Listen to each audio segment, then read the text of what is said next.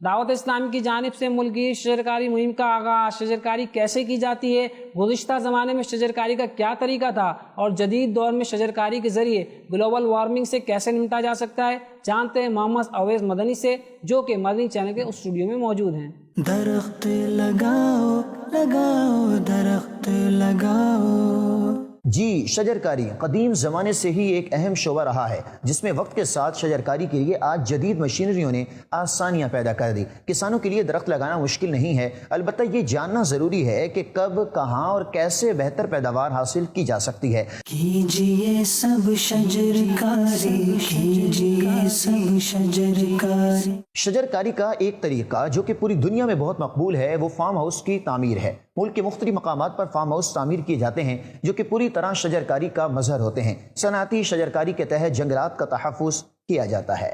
دین و دنیا کے فوائد ہیں لیے یہ شجرکاری، پیارے آقا صحابہ نے بھی کی ہے شجرکاری۔ شجرکاری کے جدید طریقوں میں سے ایک طریقہ یہ بھی ہے کہ کچھ خاص پودوں کو جن سے فوائد حاصل ہو سکتے ہیں انہیں دوسرے ممالک سے منگوا کر لگایا جاتا ہے۔ شجرکاری کا ایک طریقہ آرائشی پودوں کے ساتھ پارکوں کی تعمیر ہے۔ اس کے تحت مختلف مقامات پر تعمیر کی جاتی ہیں اور ان میں طرح طرح کے آرائشی پودے لگائے جاتے ہیں۔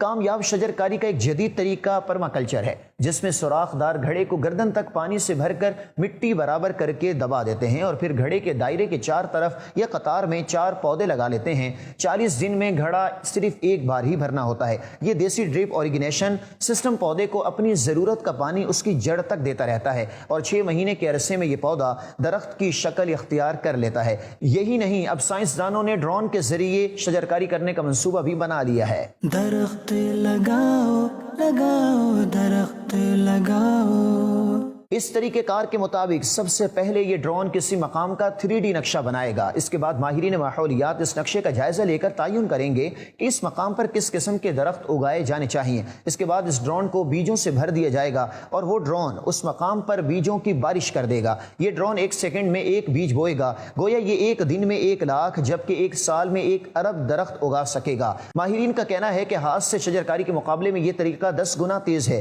جبکہ اس میں رقم بھی بے حد کم خرچ ہوگی۔ شجرکاری کے ان جدید طریقوں کے استعمال سے دنیا بھر میں شجرکاری کے عمل کو فروغ دیا جا رہا ہے۔ شجرکاری کی اہمیت کے پیش نظر پاکستان میں بھی شجرکاری کے جدید طریقوں کو استعمال کرتے ہوئے شجرکاری کو فروغ دیا جا رہا ہے۔ دعوت اسلامی کے شعبہ FGRF کی جانب سے ہر سال پاکستان میں باقاعدہ شجرکاری کی مہم چلائی جاتی ہے، جس میں لاکھوں کی تعداد میں مختلف مقامات پر درخت لگائے جاتے ہیں، جو کہ وطن عزیز میں بڑھتی ہوئی گلوبل وارمنگ اور ماحولیاتی آلودگی سے نبرد آزما ہونے میں معاون و مددگار ہے۔